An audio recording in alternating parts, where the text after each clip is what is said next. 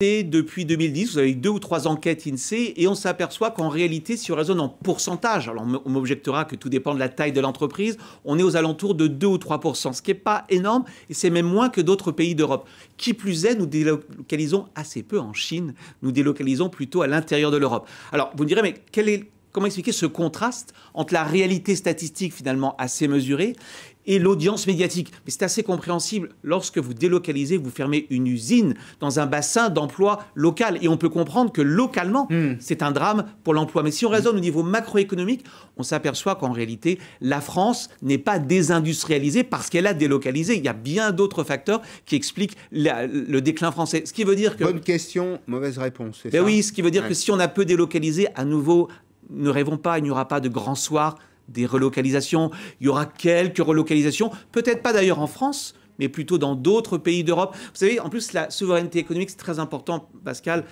Pour moi, elle s'appréhende plus au niveau européen qu'au niveau français. En réalité, être souverain, c'est que l'Europe ait les capacités de production.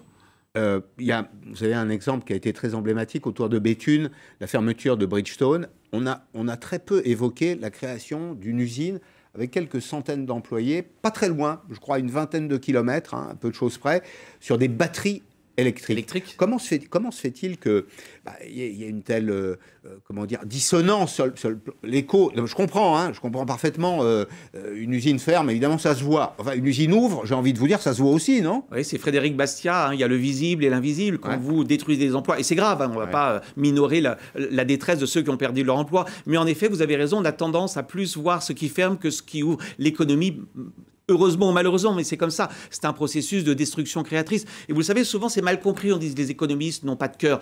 Les économistes disent qu'il faut protéger les salariés, pas les emplois. Ce qui est dramatique, c'est pas de perdre son emploi, c'est de ne pas en trouver un autre. Mais vous avez raison. Et l'exemple est particulièrement bien choisi, Pascal, parce que c'est une usine de batterie. Et quelle est l'idée? Vous le savez, c'est que l'Europe, si elle veut être indépendante, elle doit enfin sélectionner un certain nombre de secteurs stratégiques, dont les batteries électriques, pour être justement autonomes. Vous voyez, la souveraineté, ça peut se comprendre sur quelques productions jugées stratégiques, mais il faut mettre les moyens, et ça sera une initiative européenne. On parle bien de batteries électriques avec une politique qui coûte des milliards d'euros. Eh bien, vous prononcez les mots qui fâchent, et vous dites, c'est le 4e point que je voulais évoquer avec vous, calculer le prix d'une politique de relocalisation. Ça a un prix, évidemment, et deuxième temps, c'est presque la même